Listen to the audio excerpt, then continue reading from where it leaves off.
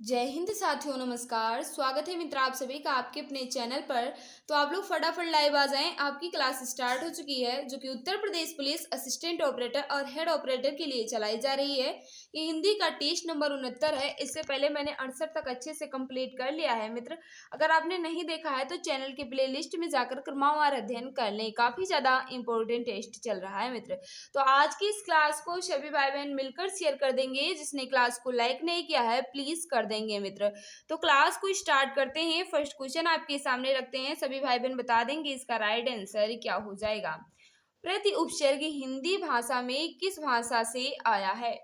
प्रति उपसर्ग हिंदी भाषा में किस भाषा से आया है, फटाफट बता दो इसका राइट आंसर क्या होगा।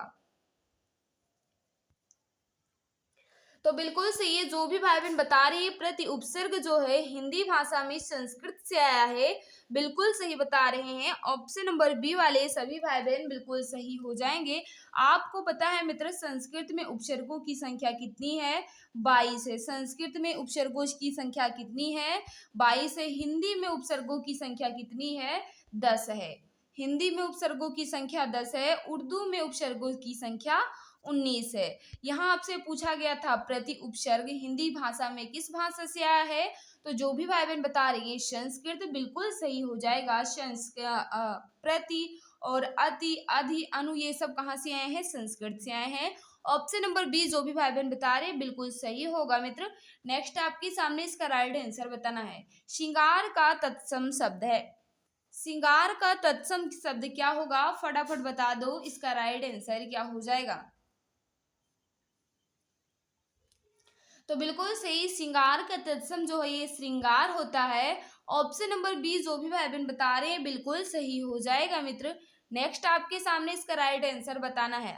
अखरोट शब्द किस विदेशी भाषा से आया है।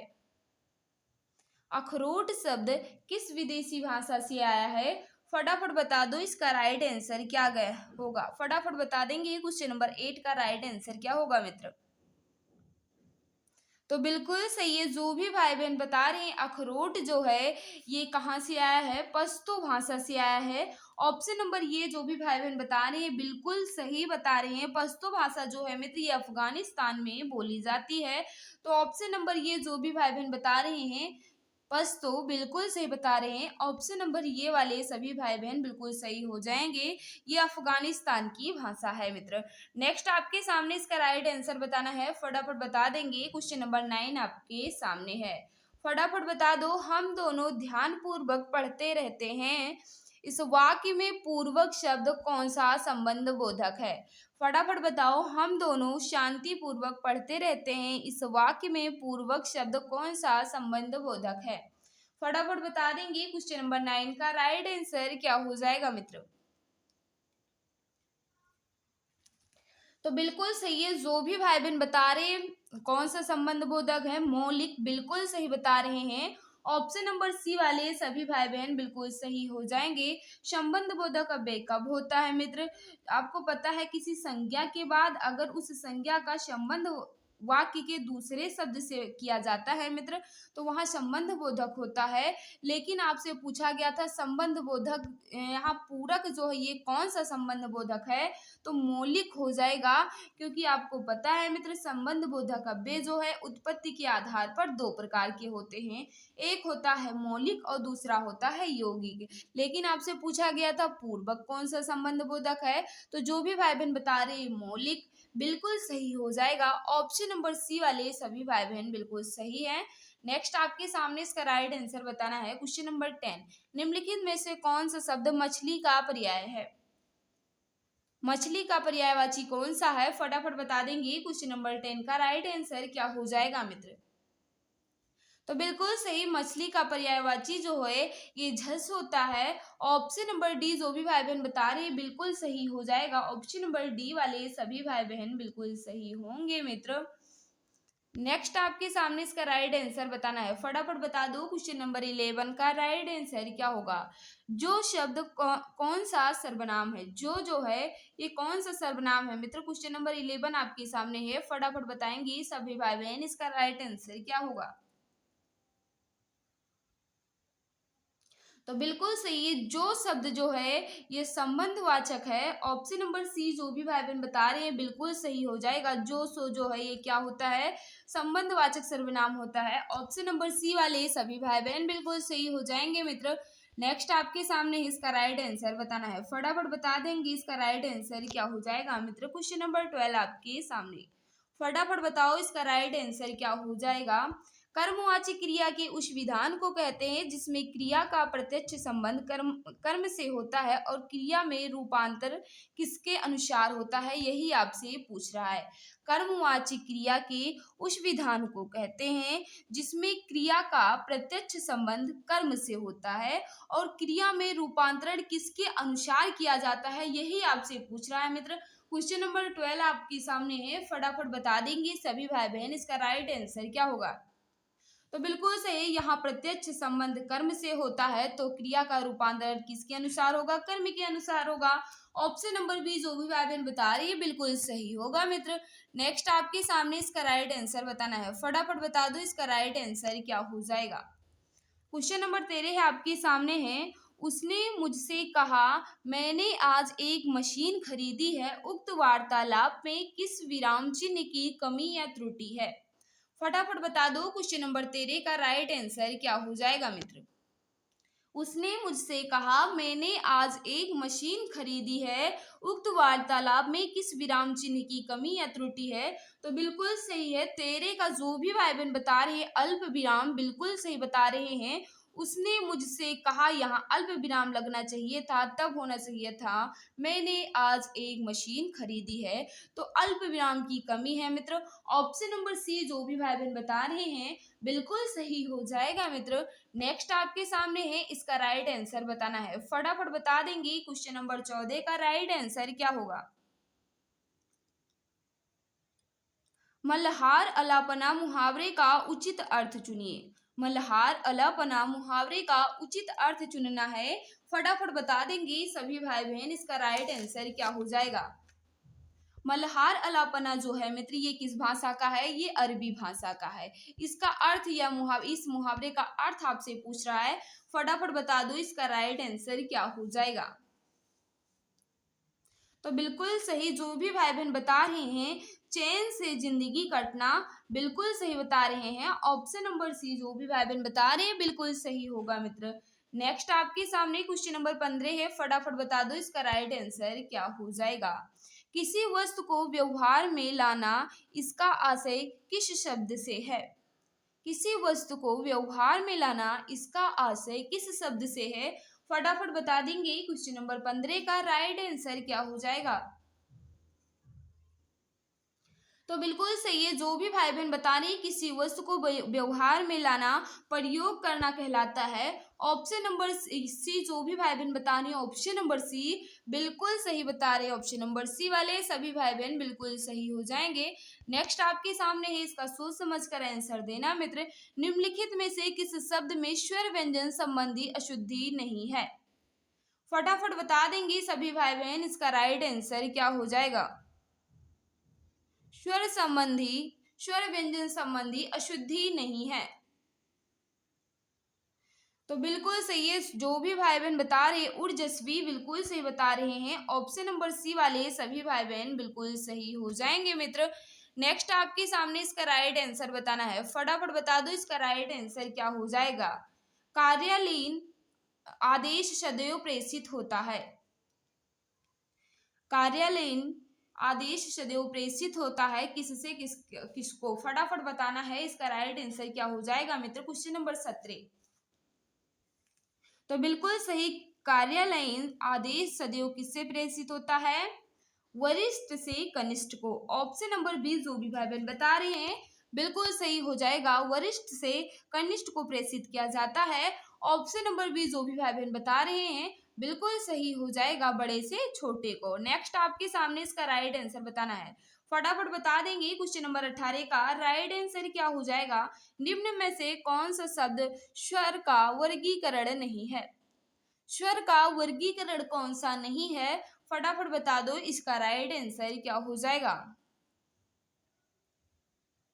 तो बिल्कुल सही है, कौन सा स्वर का वर्गीकरण नहीं है? तो द्वित जो है ये व्यंजन का वर्गीकरण है, ना कि स्वर का। ऑप्शन नंबर डी जो भी भाई बहन बता रहे हैं बिल्कुल सही हो जाएगा मित्र। क्वेश्चन नंबर 18 का जो भी भाई बहन बता रहे हैं द्वित, तो बिल्कुल सही बता रहे हैं। नेक्स्ट आपके सामने इसका राइट आंसर बताना है। नि प्लस कपट निम्नलिखित में से किस संधि का भेद है? नि प्लस कपट निम्नलिखित में से किस संधि का भेद है? फटाफट बता दो। क्वेश्चन नंबर 19 का राइट आंसर क्या हो जाएगा? तो बिल्कुल सही है, जो भी भाई बहन बता रहे हैं विसर्ग संधि बिल्कुल सही बता रहे हैं। ऑप्शन नंबर बी वाले सभी भाई बहन बिल्कुल सही हो जाएंगे मित्र। नेक्स्ट आपके सामने है इसका राइट आंसर बताना है। फटाफट बता देंगे। क्वेश्चन नंबर 20 का राइट आंसर क्या हो जाएगा? जिस समास में पूर्व पद गौड़ तथा उत्तर पद प्रधान हो उसे कौन सा समास कहते हैं? जिस समास में पूर्व पद गौड़ तथा उत्तर पद प्रधान हो उन्हें कौन सा समास कहते हैं? फटाफट बता देंगे सभी भाई बहन। इसका राइट आंसर क्या हो जाएगा? क्वेश्चन नंबर 20 आपके सामने है। तो बिल्कुल सही है, जो भी भाई बहन बता रहे हैं तत्पुरुष समास कहते हैं, बिल्कुल सही बता रहे हैं। क्वेश्चन नंबर 20 का राइट आंसर तत्पुरुष समास होगा। जिस समास में पूर्व पद गौड़ तथा उत्तर पद प्रधान हो उन्हें तत्पुरुष समास कहते हैं। Right answer option number D वाले सभी भाई बहन बिल्कुल सही हो जाएंगे। नेक्स्ट आपके सामने इसका राइट आंसर बताना है मित्र। क्वेश्चन नंबर 21 आपके सामने है, फटाफट बता देंगे। क्वेश्चन नंबर 21 का राइट आंसर क्या हो जाएगा?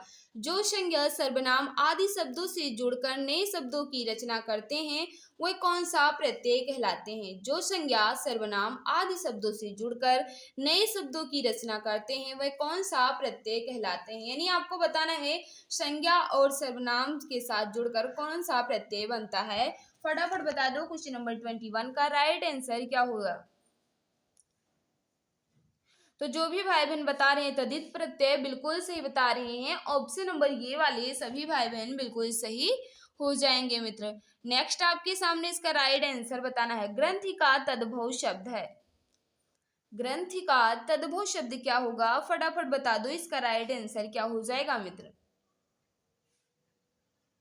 क्वेश्चन नंबर 22 आपके सामने है। जो भी भाई बहन बता रहे हैं गांठ बिल्कुल सही बता रहे हैं। ऑप्शन नंबर ये वाले सभी भाई बहन बिल्कुल सही हो जाएंगे। नेक्स्ट आपके सामने है, इसका राइट आंसर बताना है। फटाफट बता दो। इसका राइट आंसर क्या होगा? जो सर्वनाम संज्ञा शब्दों के मेल से बनते हैं उन्हें कहते हैं। जो सर्वनाम संज्ञा शब्दों के मेल से बनते हैं उन्हें क्या कहते हैं? फटाफट बता देंगे सभी भाई बहन। क्वेश्चन नंबर 23 का राइट आंसर क्या होगा? तो बिल्कुल सही है, जो सर्वनाम संज्ञा शब्दों के मेल से बनते हैं मित्र उन्हें संयुक्त सर्वनाम कहते हैं। ऑप्शन नंबर सी वाले सभी भाई बहन बिल्कुल सही हो जाएंगे।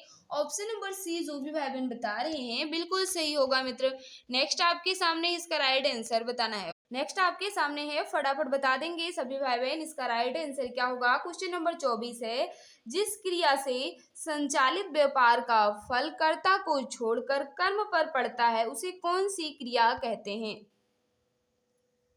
जिस क्रिया से संचालित व्यापार का फल कर्ता को छोड़कर कर्म पर पड़ता है उसे कौन सी क्रिया कहते हैं? क्वेश्चन नंबर 24 आपके सामने है, फटाफट बता देंगे सभी भाई बहन। इसका राइट आंसर क्या होगा?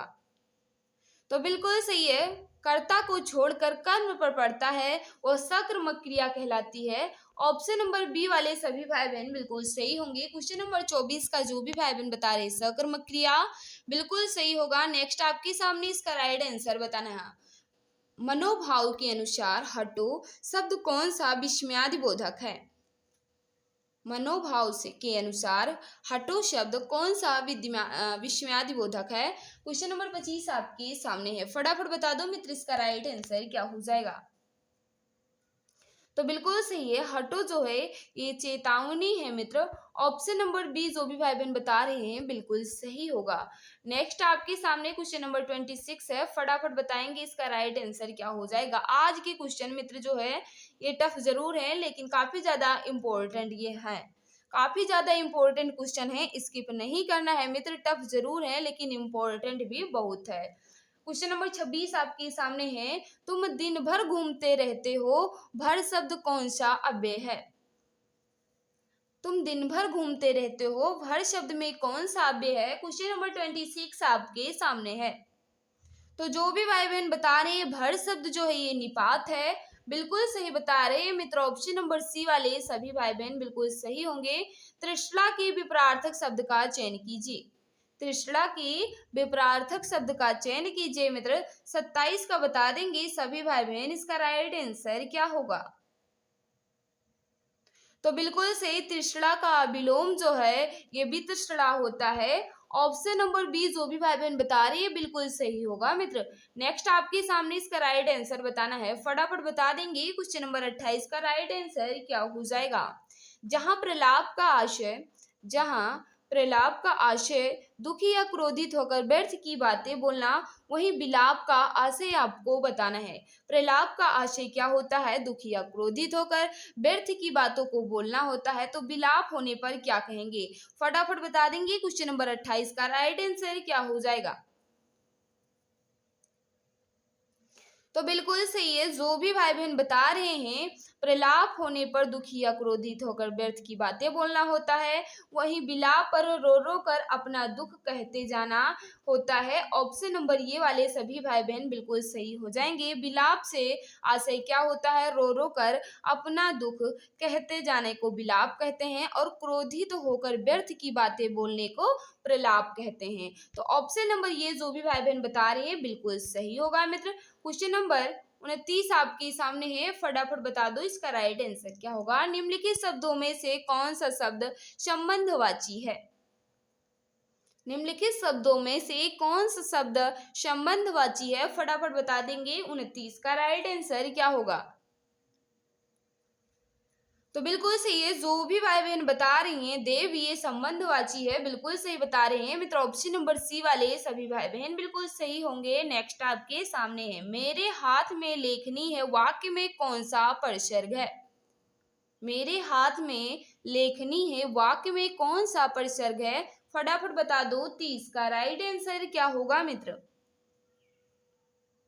तो बिल्कुल सही, अधिकरण में पर तो यहाँ हो जाएगा कौन सा मित्र? अधिकरण। ऑप्शन नंबर सी जो भी भाई बहन बता रही है बिल्कुल सही होगा। नेक्स्ट आपके सामने इसका राइट आंसर बताना है, फटाफट बता देंगे इसका राइट आंसर क्या हो जाएगा?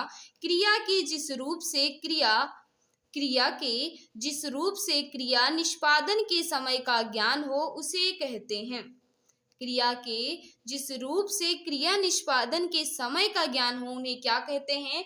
तो बिल्कुल सही है, जो भी भाई बहन बता रहे हैं उन्हें काल कहते हैं, बिल्कुल सही बता रहे हैं। ऑप्शन नंबर बी वाले सभी भाई बहन बिल्कुल सही हो जाएंगे। क्रिया के जिस रूप से क्रिया निष्पादन के समय का ज्ञान हो उन्हें काल कहा जाता है। ऑप्शन नंबर बी जो भी भाई बहन बता रहे हैं बिल्कुल सही हो जाएगा मित्र। मित्र जिसने क्लास को लाइक नहीं किया है प्लीज मित्र, अगर क्लास आपको अच्छी लग रही है तो कम से कम क्लास को लाइक कर दीजिए मित्र। क्वेश्चन नंबर 32 आपके सामने है, फटाफट बता देंगे इसका राइट आंसर क्या हो जाएगा? सभी भाई बहन बताएंगे इसका राइट आंसर। वाक्य में प्रयुक्त शब्द में परस्पर सामंजस्य को कहते हैं। वाक्य में प्रयुक्त शब्दों में परस्पर सामंजस्य को क्या कहते हैं? क्वेश्चन नंबर 32 आपके सामने है। काफी ज्यादा इंपॉर्टेंट क्वेश्चन है आज के मित्र, स्किप नहीं करना है। आप लोगों को टफ लग रहा हो लेकिन स्किप नहीं करना है, क्योंकि ये प्रश्न जो है ये पूछे जा चुके हैं, उन्हीं प्रश्नों का आज संग्रह है। तो बता देंगे 32 का। तो जो भी भाई बहन बता रहे हैं अन्वय बिल्कुल सही बता रहे हैं। वाक्य में प्रयुक्त शब्दों के परस्पर सामंजस्य को अन्वय कहते हैं। ऑप्शन नंबर बी वाले सभी भाई बहन बिल्कुल सही होंगे। नेक्स्ट आपके सामने है, फटाफट बता देंगे इसका राइट आंसर क्या हो जाएगा? सभी भाई बहन बताएंगे। क्वेश्चन नंबर 33 का राइट आंसर क्या होगा? किसी राजपत्रित अधिकारी की नियुक्ति या पदोन्नति, अवकाश स्वीकृति और उनके स्थानांतरण की सूचना को राज्य पत्र में प्रकाशित करने के लिए किस पत्र का प्रयोग किया जाता है? फटाफट बता देंगे इसका राइट आंसर क्या हो जाएगा?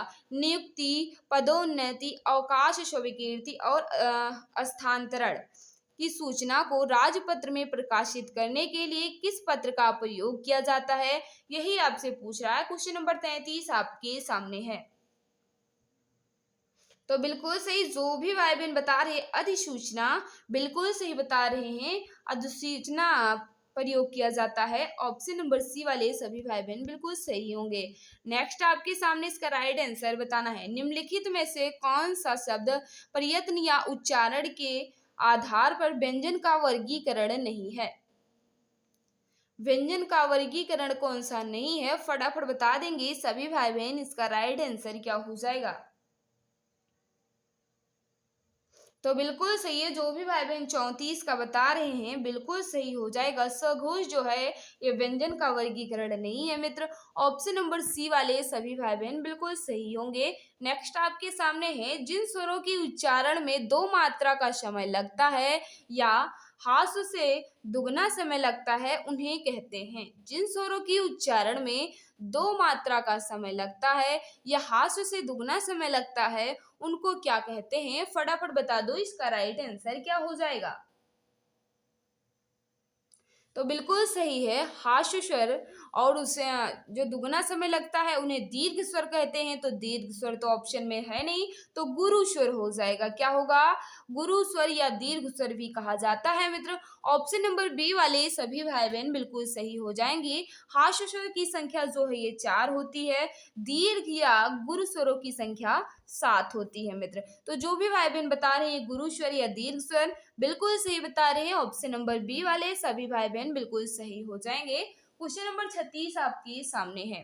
जिस व्यंजन ध्वनि के उच्चारण के समय स्वर तंत्र में कंपन होता है, उच्चारण स्थान के आधार पर ध्वनियों के वर्गीकरण में उसका क्या स्थान है? फटाफट बता देंगे सभी भाई बहन, इसका राइट आंसर क्या होगा? जिस व्यंजन ध्वनि के उच्चारण के समय स्वर तंत्र में कंपन होता है, उच्चारण स्थान के आधार पर ध्वनियों के वर्गीकरण में उसका क्या स्थान है? यानी आपको बताना है, सघोष की बात कर रहा है। फटाफट बता दो, इसका राइट आंसर क्या होगा? तो बिल्कुल सही, स्वर तंतुओं में कंपन किसमें होता है? तीसरे, चौथे और पांचवें वर्ण में कंपन होता है मित्र। और य र ल व में भी कंपन होता है और हा में भी होता है। तो हा तो इसमें है नहीं, लेकिन हा को काकल्य वर्ण कहा जाता है। ऑप्शन नंबर सी जो भी भाई बहन बता रहे हैं काकल्य वर्ण, बिल्कुल सही बता रहे हैं, क्योंकि हा को काकल्य कहा जाता है। ऑप्शन नंबर सी वाले सभी भाई बहन बिल्कुल सही होंगे। क्वेश्चन नंबर 37 आपके सामने है। फटाफट बता दो, इसका राइट आंसर क्या होगा? सभी भाई बहन बताएंगे क्वेश्चन नंबर 37 का राइट आंसर क्या होगा? संधि विच्छेद में यदि किसी वर्ग के प्रथम वर्ण के परे कोई अनुनासिक वर्ण हो तो संधि करते समय प्रथम वर्ण के स्थान पर उसी वर्ग का कौन सा वर्ण हो जाएगा? फटाफट बता देंगे सभी भाई बहन, इसका राइट आंसर क्या होगा? संधि विच्छेद में यदि किसी वर्ग के प्रथम वर्ण से परे कोई अनुनासिक वर्ण हो, कोई अनुनासिक वर्ण हो तो संधि करते समय प्रथम वर्ण के स्थान पर उसी वर्ग का कौन सा वर्ण आ जाएगा, यही आपसे पूछ रहा है। तो बिल्कुल सही है, जो भी भाई बहन बता रहे उसी वर्ण का अनुनासिक अर्थात पंचम वर्ण आ जाएगा। ऑप्शन नंबर बी जो भी भाई बहन बता रहे हैं बिल्कुल सही होगा मित्र। नेक्स्ट आपके सामने इसका राइट आंसर बताना है। फटाफट बता देंगे सभी भाई बहन, इसका राइट आंसर क्या होगा? क्वेश्चन नंबर 38 आपके सामने है। सभी भाई बहन बता देंगे 38 का राइट आंसर क्या होगा? ध्वनि के अनुकरण के आधार पर जो शब्द निर्मित हो गए हैं और उनकी व्युत्पत्ति अज्ञात है, उसे शब्दों को क्या कहा जाता है? ऐसे शब्दों के क्या कहते हैं? फटाफट बता देंगे 38 का राइट आंसर क्या होगा? ध्वनि के अनुकरण के आधार पर जो शब्द निर्मित हो गए हैं और उनकी उत्पत्ति अज्ञात है, ऐसे शब्दों को क्या कहते हैं? लेकिन उनकी उत्पत्ति का पता नहीं चलता है तो उन्हें देशज शब्द कहते हैं। जिनकी उत्पत्ति का पता नहीं चलता उन्हें देशज शब्द कहते हैं मित्र। जैसे डिबिया, लोटा, ये सब क्या है? देशज शब्द हैं। ऑप्शन नंबर बी जो भी भाई बहन बता रहे हैं बिल्कुल सही होगा। क्वेश्चन नंबर 39 आपके सामने है। व्युत्पत्ति के आधार पर संज्ञा के कितने भेद होते हैं? व्युत्पत्ति के आधार पर संज्ञा के कितने भेद होते हैं? फटाफट बता देंगे सभी भाई बहन। क्वेश्चन नंबर 39 का राइट आंसर क्या होगा? तो बिल्कुल सही है, व्युत्पत्ति के आधार पर संज्ञा के 3 भेद होते हैं। ऑप्शन नंबर बी वाले सभी भाई बहन बिल्कुल सही हो जाएंगे। रूढ़, यौगिक और योग रूढ़। रूढ़ शब्द उन्हें कहते हैं मित्र जिनके सार्थक खंड ना हो सके, और यौगिक शब्द उन्हें कहते हैं जिनके सार्थक खंड हो सके, और योग रूढ़ उन्हें कहते हैं जिनके सार्थक खंड भी हो सके लेकिन वो तीसरे पद की ओर इंगित करे। तो जो भी भाई बहन बता रहे हैं तीन बिल्कुल सही बता रहे हैं। नेक्स्ट आपके सामने इसका राइट आंसर बताना है। समानाधिकरण किस अव्यय का भेद है? समानाधिकरण किस अव्यय का भेद है? फटाफट बता देंगे सभी भाई बहन। क्वेश्चन नंबर 40 का राइट आंसर क्या होगा? समान अधिकरण किस अव्यय का भेद है? क्वेश्चन नंबर 40 जो भी भाई बहन बता रहे हैं समुच्चय बोधक अव्यय बिल्कुल सही बता रहे हैं। ऑप्शन नंबर ये वाले सभी भाई बहन बिल्कुल सही है। नेक्स्ट आपके सामने इसका राइट आंसर बताना है। तुम प्रतिदिन खेलते हो उपयुक्त वाक्य में प्रतिदिन कौन सा क्रिया विशेषण है? तुम प्रतिदिन खेलते हो उपयुक्त वाक्य में प्रतिदिन कौन सा क्रिया विशेषण है? 41 का बता दो राइट आंसर क्या होगा? तो बिल्कुल सही है। प्रतिदिन जो है मित्र ये कालवाचक क्रिया विशेषण है। ऑप्शन नंबर सी वाले सभी भाई बहन बिल्कुल सही हो जाएंगे। नेक्स्ट आपके सामने इसका राइट आंसर बताना है। फटाफट बता दो इसका राइट आंसर क्या हो जाएगा? क्वेश्चन नंबर 42 आपके सामने है। संदेह और संदेह संशय में संदेह का अर्थ होता है मित्र जहां मन में कुछ होने की आशंका हो। संदेह का अर्थ क्या होता है? जहां मन में कुछ होने की आशंका होना। वही संशय का अर्थ आपसे पूछ रहा है, यानी संदेह का अर्थ दिया गया है, संशय का अर्थ आपसे पूछ रहा है। फटाफट बता देंगे सभी भाई बहन इसका राइट आंसर क्या होगा? जहां मन में कुछ होने की आशंका हो उसे संदेह कहते हैं। वही संशय किसे कहा जाता है? तो जो भी भाई बहन बता रहे हैं वास्तविकता के लिए अनिश्चय की स्थिति बिल्कुल सही बता रहे हैं। ऑप्शन नंबर डी वाले सभी भाई बहन बिल्कुल सही हो जाएंगे। नेक्स्ट आपके सामने इसका राइट आंसर बताना है। बस में इतने ही क्वेश्चन थे, लेकिन अगर आप लोग इसका पीडीएफ पाना चाहते हैं तो आप हमारे टेलीग्राम से जुड़ जाएं, वहां आपको इसकी पीडीएफ मिल जाएगी मित्र। बात करें क्लास की, तो क्लास जो है मित्र ये सुबह 10 बजे आपकी रीजनिंग की होती है, दोपहर 12:30 बजे आपकी मैथ की क्लास होती है, शाम 7 बजे आपकी हिंदी, और शाम 7:30 बजे आपकी जीके और साइंस की क्लास स्टार्ट हो जाती है। सभी क्लास की पीडीएफ आपको हमारे टेलीग्राम पर मिल जाएगी मित्र। तो जिस भाई बहन ने क्लास को लाइक नहीं किया है प्लीज कर दीजिए मित्र। जो भी भाई बहन हमारे साथ नए हैं चैनल को सब्सक्राइब कर बेल आइकन को प्रेस कर लेना ताकि क्लास की नोटिफिकेशन आपको मिलती रहे। तो आज की क्लास आपको कैसी लगी कमेंट बॉक्स में जरूर बताना मित्र। अगर आपको कहीं डाउट है तो प्लीज कमेंट करके आप पूछ लीजिए। तो आज की इस क्लास में बस इतना ही। सभी को बाय बाय, सभी को नमस्कार। जय हिंद, जय भारत, वंदे मातरम।